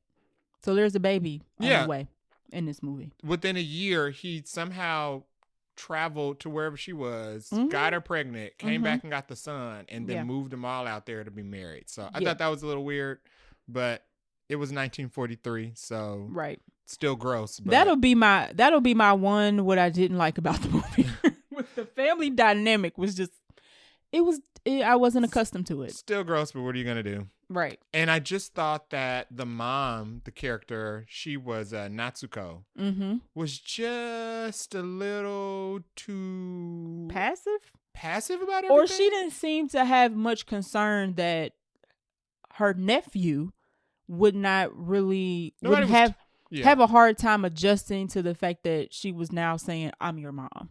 Yeah, nobody talked about, like, usually when a parent gets remarried to a non-biological parent, there's a discussion about this is the dynamic going forward. Do you have any questions, any concerns? Anything you want to talk about? Especially if one of the parents are dead tragically. Yeah. They never really talked about anything. And nobody addressed, the boy is clearly depressed. Yes, I said that. I was like, he's clearly in a state of depression. He doesn't talk. He has one expression. He prefers to be secluded in his room. Yep. He's still very respectful. He's still having dreams about his mom passing away. Burning away and screaming for him to help her. Mm-hmm. And nobody seems to talk to him about I would have liked that to have been added to the movie. Even just one scene of his dad or the aunt being like, hey, I know this is a hard time for you, yada, yada, yada. Because the like you said, the point of the movie is coming of age and learning to accept your new family, but there's a weird family dynamic. Yeah, what are the benefits? Because even though the new mom seems nice, yeah, she's a nice lady. She seems nice, but it's like you haven't given us a reason to care. Yeah. For what's gonna happen later on in this movie. I didn't like the dynamic. That was my least liked of this movie. Go ahead. So. No, you go ahead, because I was just going to tell more of the story. I was going to say what I did like was the introduction of the gray heron. Because they do it very like, oh, it's a pretty bird, and the bird's kind of just flying around, and then the bird starts getting a little too close to windows, and then the bird start talking, and you're like, what's going? And the boy is kind of like, this ain't no. He quickly picks up, this ain't no regular bird. Yeah. So. If you don't know what a heron is, you should Google it. It has a wingspan of between 5 to 6.4 feet.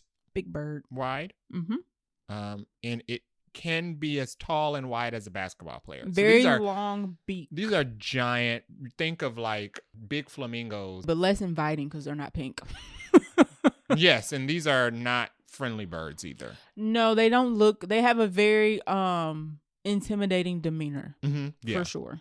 So the heron, they moved to the new countryside where his dad's manufacturing plant is. So the dad is rich. He owns a manufacturing plant. They have this super huge home with all of this land. Thing that I read about, the house is actually the mom's family's house, not the dad's. So it's the mom's estate, and the maids so or the grandmothers and stuff are connected to the family, and all that house and stuff is the aunts and the sisters, or the aunts and the moms. He obviously builds planes. Yes, plane parts of some sort, because we see plane parts coming through the house. Yep. But so they move out there. The new mom's introducing Mahito to the maid staff and the housekeeping staff and showing them the whole house. And there's a heron that's just chilling out in the lake by the house. Something like that. Pond. So as the boy spends time there being, cool, but clearly depressed and talking to the maid staff and eating or whatever, the heron keeps visiting him. Yep.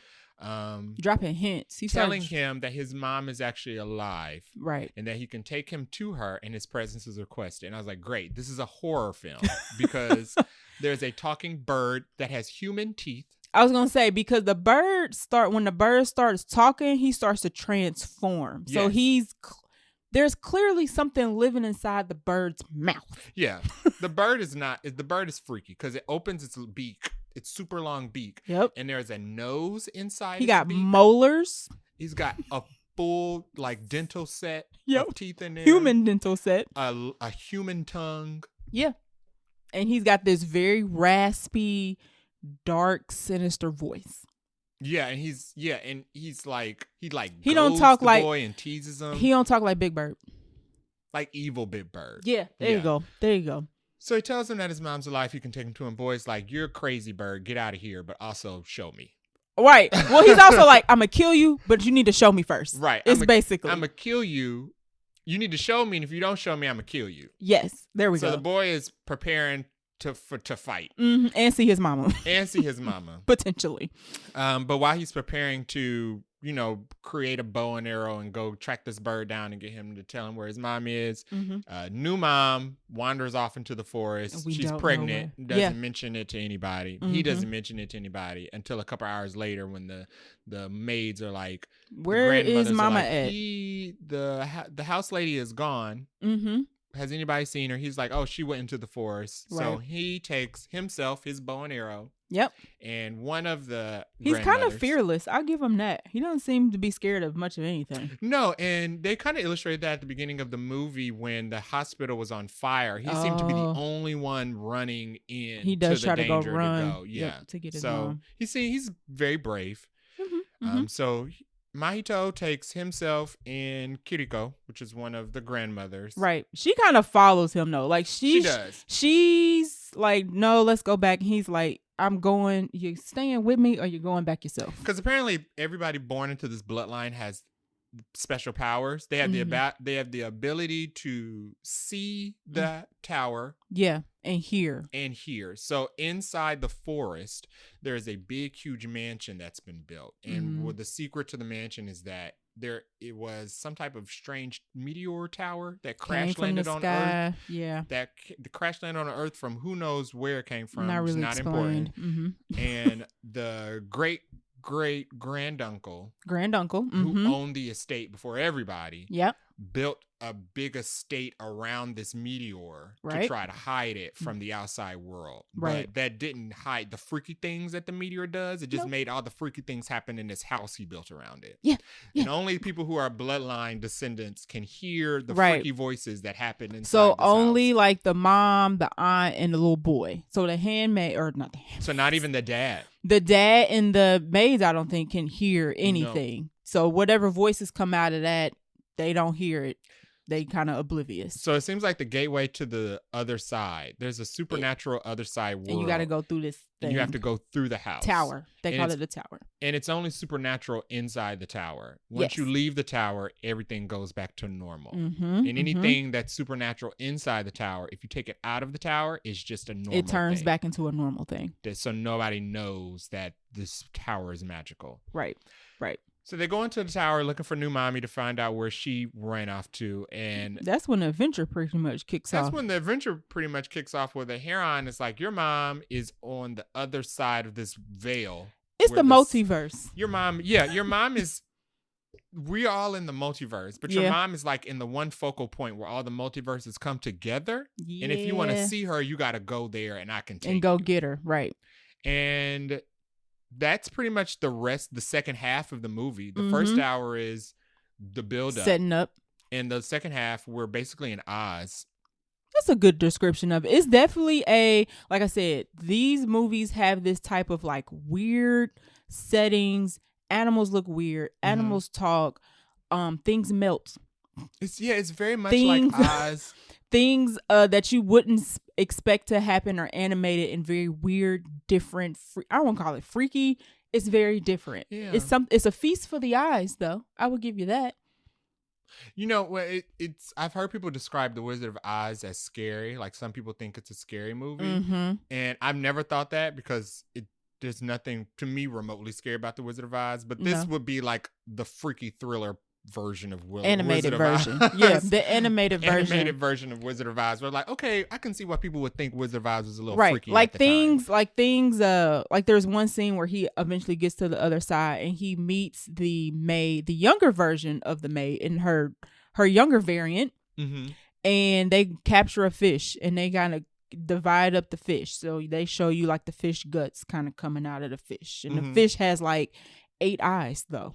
And it's a giant. It's like a giant sea bass. It's like it's like a sea bass the size of a great whale, humpback whale, and they kill it and they gotta divide it up and cut it. So there's all this imagery of like a fish with 8 eyes. A fish with 8 eyes is getting cut open. Things that are like little bubbles or globs they look little perfect circular clouds. The war.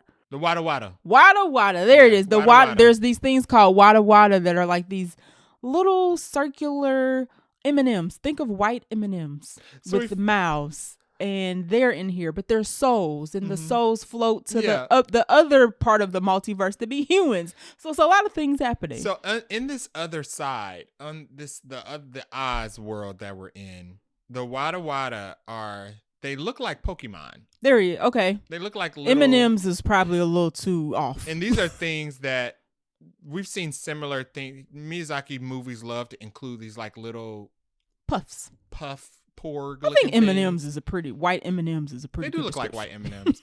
But basically, in this world, the the Wada Wada are spirits who grow and are matured, and then they float up into the sky, and then they're born as people in our world. Yes. So this is where spirits are born and raised. So there's 2 circles of life. You're created as a spirit. You have to mature as a spirit to then float and ascend to the other side, where you're then born as a human. And then I guess the cycle continues. Sure. But Mahito gets to the other side and meets a Kiriko variant, who is one of the grandmothers. She's a younger version. In this world, she is like this pirate sea woman. Yeah. Ferrying souls. And it's her, right. She's a spirit farer, and it's basically her job to feed and take care of the Wada Wada until they're mature enough to go and be born into people on the other side. That's a subplot. Mahito's like, great, nice to meet you. I still need to look for my mom. Right, which is where he meets back up with the gray heron. And the gray heron is like, okay, we need to find your mom, and we need to get out of here because it's real freaky on this side. It is very. So they have a couple of adventures. Well, I think it kind of kicks off pretty soon, because once they meet back up, they get to the tower with the human eating parakeets. Yeah, so that's where the Yellow Brick Road thing comes on, because they're traveling across this land, and the first stop is this ranch that you would think is owned by humans. It's not. And the gray heron's like, oh no, the parakeet people live here, and the parakeets are like Teletubbies size. Yes, they're large parakeets, and they human eyes, and they talk, and they're very intelligent. And we're like, oh, okay, and they're multicolored. Yeah, and we're like, okay, these are like cute little Teletubby looking parakeets. Yeah. These guys are going to be helpful. No, they're human-eating parakeets. They are just very cute, cuddly-looking cannibals. Yes, yes. And they got butcher knives and forks and plates ready to have dinner. Because they eat people. Because whoever created this other side world brought these animals here, but there's nothing for the animals to eat. Correct. So the animals just eat people. Eat people or the Wada Wada. They eat whatever they can. Because there's nothing else to eat on this side. Right. So this other side of the world is not great. It looks nice, but the living ain't good. No, it almost feels like either limbo or prison a little bit. Purgatory. There it is. A pretty purgatory. So they run into the parakeets. They have to avoid the parakeets. To get to Mom. To get to Mom, but before he gets to the tower, after they avoid they're rescued from being eaten by the parakeets by a mysterious young girl who has she's like the Phoenix. She has like fire abilities or fire magic powers where she uses to like protect herself and protect others. Lady Hemi, to protect others from being eaten by the parakeets or the pelicans, because any animal on this side of the veil likes to eat humans. Yeah. And from there, it just gets very confusing. So the last 30 minutes of the movie are pretty confusing, because a lot happens. Like, a lot happens very quickly. You're right. Very quickly in a short amount of time. So the gist of it is that Mahito was lured along with his aunt to this other realm by the grand uncle, and the grand uncle has been behind the scenes trying to create worlds and perfect worlds, but he ain't doing a good job, which is why we have this world where we got animals eating people. So when the mysterious rock crash landed on Earth and the grand uncle discovered it, he said he made a deal with it to use its power to create the perfect world, which is free of pain and war, and destruction, free of malice. Right. And he's been taking care of this world forever. He's very old. Apparently the world is only as stable as the tower that you build. Yeah, with so these, he's like, got little these building blocks. And his time is ending. He has to find a successor. He looked pretty old. Yeah, he has to find a successor who can keep this world that he's created peaceful. The twist is that the world is not actually peaceful, because we learn from the birds that he's brought over here that it sucks over there. There's nothing to eat, and because they have to survive, they basically turned into like monsters who have to eat spears and eat people to survive. Right. And so the world's not really, he tried to create a world of peace, but the world is not really good. And that makes sense, because that's how it always goes. Right. And that's kind of one of the themes. That was Oz's thing. Right, he was fake. He was fake. Right. And that's kind of one of the themes of the movie is you try to do a lot of manipulation to create something perfect, but inherently you can't. Like, that's not a thing that you can possibly Instead of do. Unfortunately just dealing with things the way that they are. And he has a conversation with Mahito where he's like, I want you to be my successor. I want you to build this tower. And Mahito's like, no, I actually just want to go home, live with my new mommy and my dad, and just get up out of here. Get up out of here and move on. And the granduncle who created the tower and the world is kind of like, well, why would you want to go back to your home? Right, when it's such a mess. And he's like, because that's where my people are. That's where my friends are. That's where my people are. Right. And the confusing part to me was, I don't know what the Parakeet King was so mad about. Like, there was some sort of alliance between the parakeets and the granduncle, and the Parakeet King tries to build a tower with the rocks, and it's not good, and he gets frustrated, and it turns to trash real quick, to where Mahito and Kiriko and Lady Hemi all, and the gray heron have to leave because things are falling apart in this freaky multiverse world. Yeah. And we learn as they get back to the doors that they have to go back through to go back home is that Lady Hemi is actually Mahito's mom, but it's the younger version of her. So everybody who's in this world is from the same timeline. They're just pulled from different parts in time. So he pulled his mom from when she was a little girl. Right. He pulled one of the grandmothers from when she was like a young adult woman. Right. And he pulled Mahito and his new mom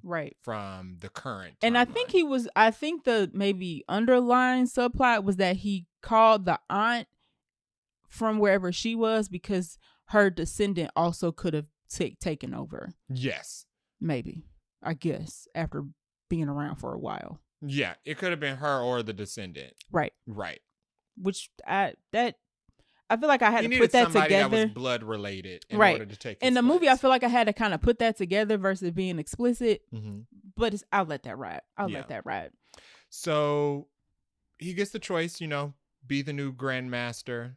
Right. And he was like, no, I don't want. I want to go back home. And the tower finally falls because like he said, he was running out of time. Right. He could only keep this world each day at a time going. And this Nexus universe, whatever thing that he created, collapses, and everybody is like, we got to go back to our escape points in time, and we have to go back to our regular points in time. And he has a conversation with Lady Hemi, who he finds out is actually his mom as a little girl.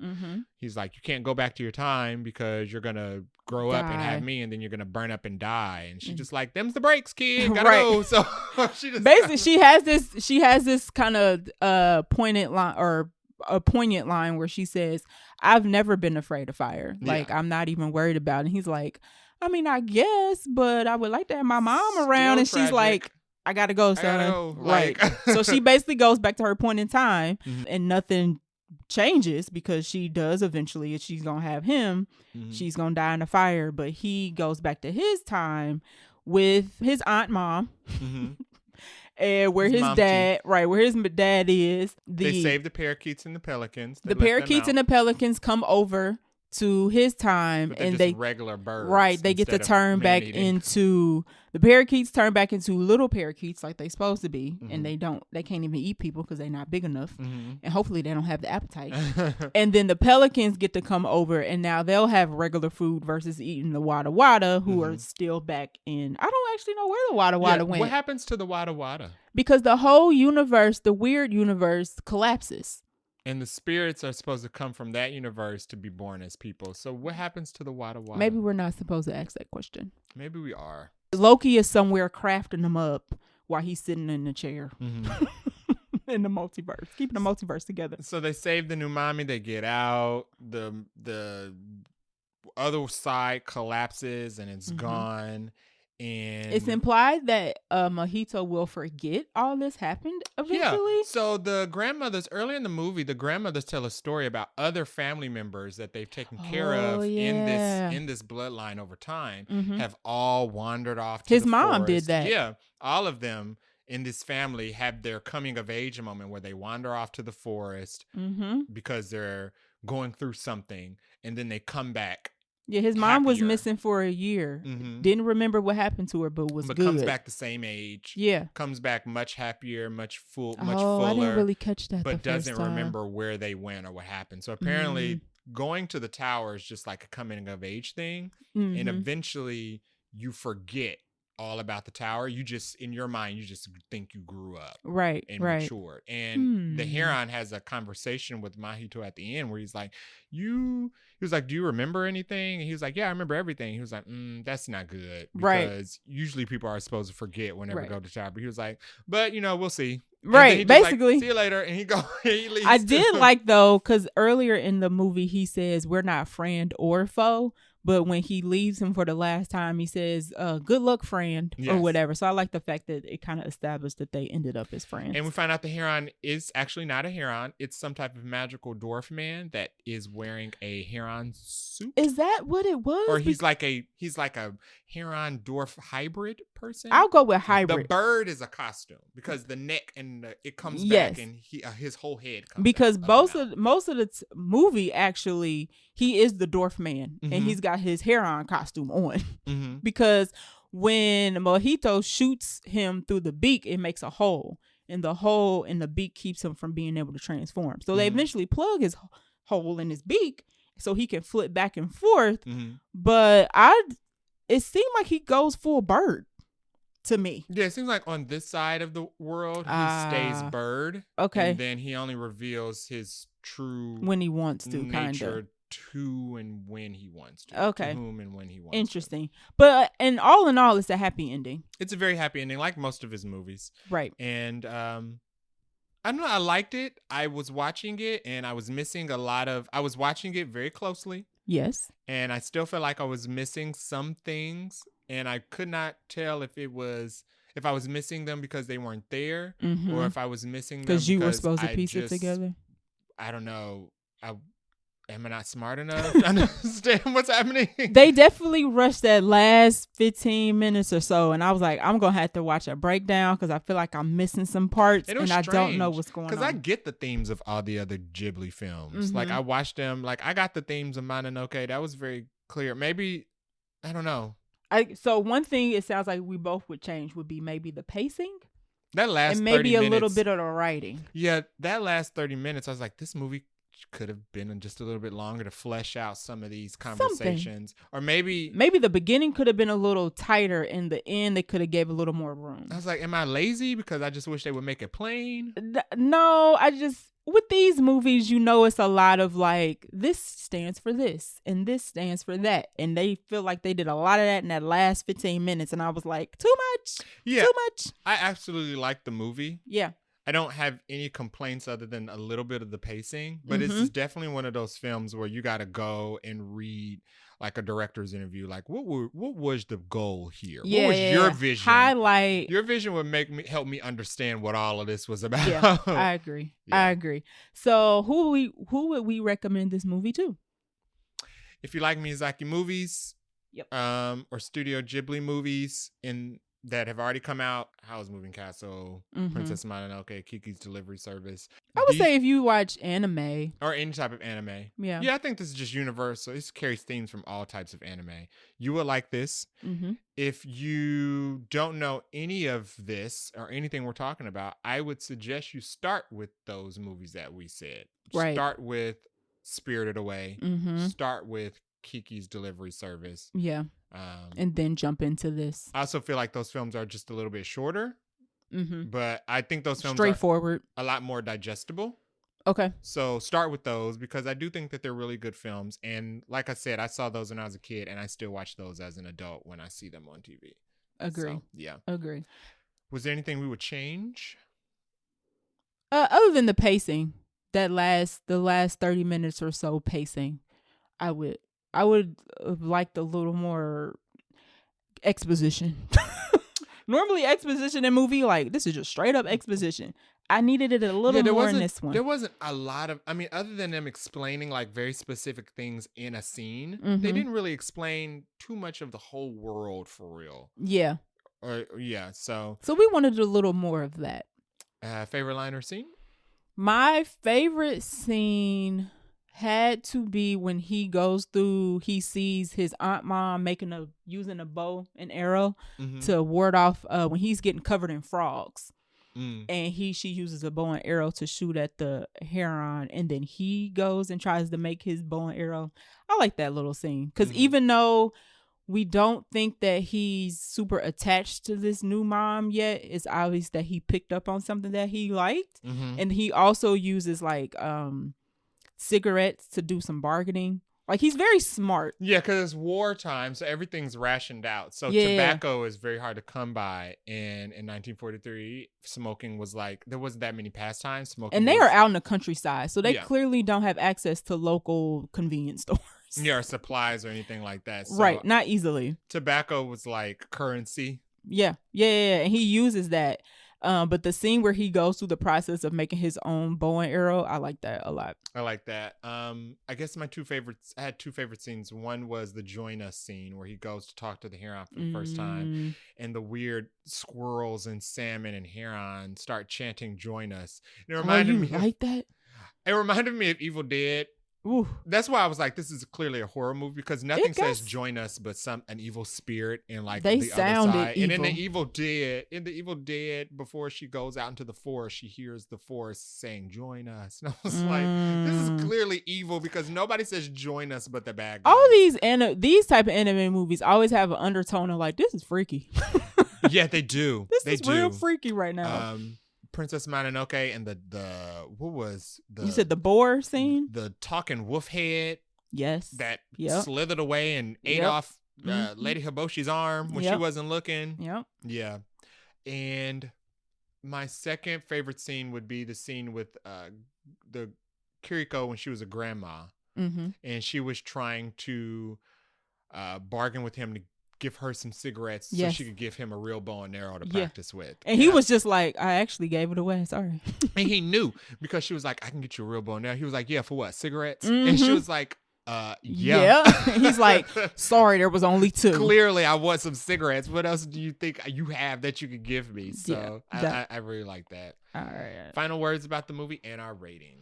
I like going to see this in the theater because it was a nice, refreshing break from all the other things that we've been seeing lately. So if you like the other movies like this, if you like anime in general, I would recommend this. Very, very good art. The animation was very good, especially the scenes in the beginning of him running towards the fire. Yeah, that was kind of different. Fire with the crowd. It seemed like there was a couple different animation styles in that scene. There were some scenes where it was like 3D, where you could see like curtains that were clearly 3D, but right in front of them was hand-drawn animation. When he's running towards the hospital fire, the fire is blending in with the crowd, and you can't tell whether it's everybody watching the fire, everybody or are burning. They on fire? Yeah. Is he on fire? I thought that was a very interesting choice, but the art style was very, very, very good. Yeah, I like that. So I would absolutely see this in a theater. Me too. Again, same. But if this is not your style of movie, if this is not your style of movie, you should absolutely watch it when it comes to streaming. Yeah. Absolutely. I do think it's a good watch. Don't save your time. Absolutely watch this. If you're looking for a new genre to get into, I would recommend films by this director. I also think it makes all these movies are a mix between kid and adult film. I was just about to say, would you call this a kid movie? You know what? I would not recommend to kids I know, which is like 2. No. I think this one would be too slow for them, but there are other ones that would be better. I would say 10 to 12, the same age as the kid in the movie. Yeah, not too young. Yeah. I mean, I feel like kids should watch different types of animated movies, and I would put anime in that list. Yeah. For sure. Absolutely. Because it's appropriate and it has messages and themes. And we saw a lot of these movies when we were kids, and we still talk about them today. So clearly they're good movies. Yeah. They're good movies. Gets a little weird, but yeah, we were leaving the theater, and one of the patrons who were also in the theater with us was like, could you imagine being high watching this movie? No. Sir, she said acid. She said dropping acid. I was like, man, we don't. I don't. Whoa. I mean, you going a little I don't know. The theater has a bar. I don't know whether you need to drop acid in row H, but okay. She said it twice, and I was just like, "Oh man, I don't know nothing about no acid, but okay." I hope she's taking care of herself. Her and her mom, or whoever she was with. Yeah, her mom didn't seem to mind her dropping acid either. But you know what? Whatever. Right. But yeah, don't do that to watch this movie. You don't need it. No, be sober. Right. Don't even drink. You don't need it. Be well rested. Pay attention. Right. If you are looking into a different genre of animated movies to get into, I would recommend these kind of movies. Yeah.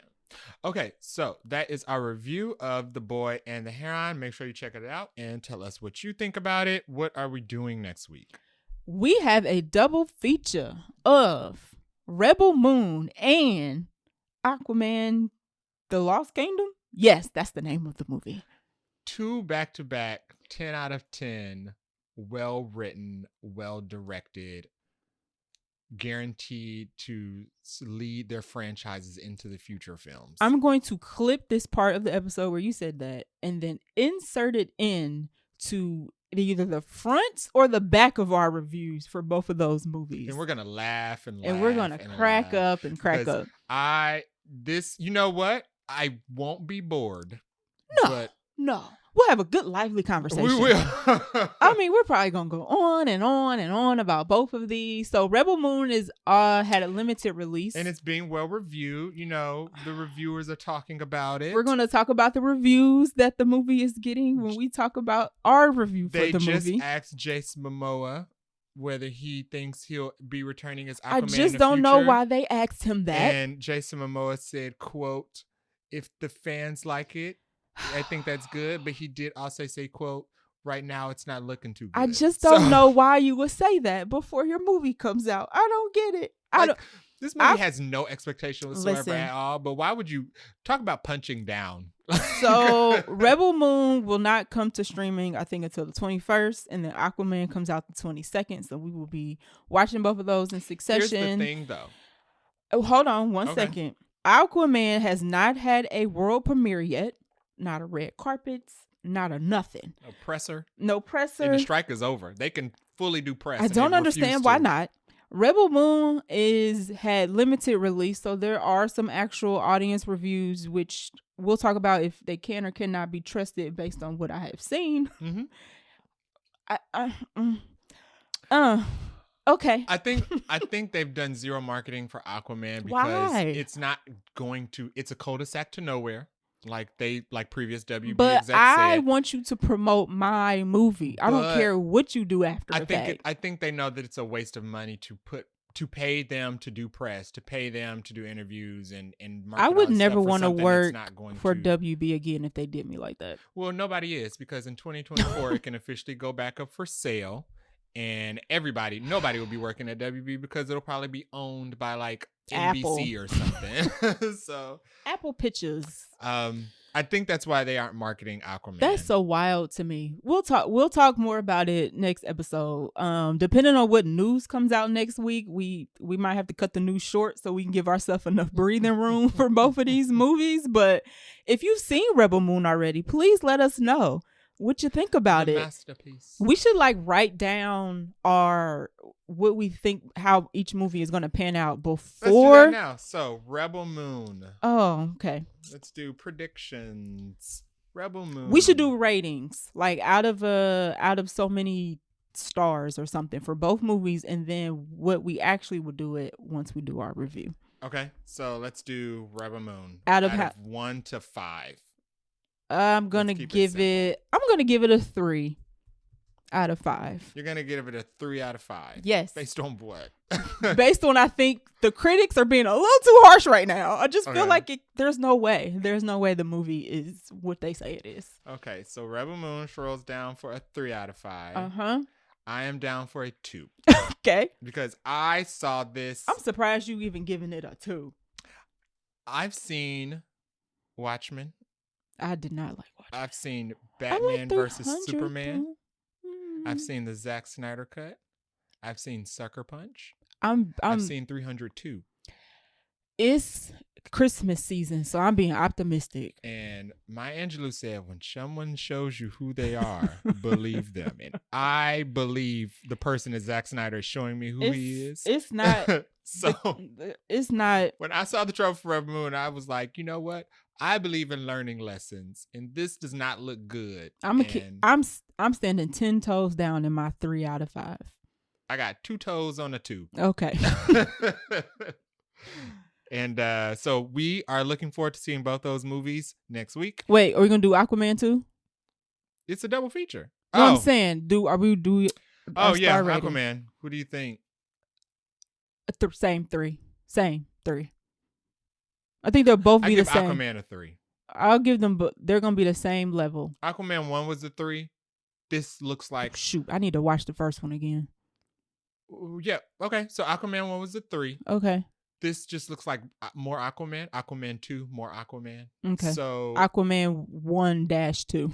And it looks equally as ridiculous as the first one, so I would give it a 3. It does look ridiculous. I don't think it's going to be worse than the first one. If anything, it'll be better than the first one. Okay. Yeah. We'll see. All right. That wraps it up for us. Until next time. Thanks for liking, commenting, subscribing, and sharing. And don't forget to leave us a review on our website, vaguelynerdypodcast.com. All right. See you guys later.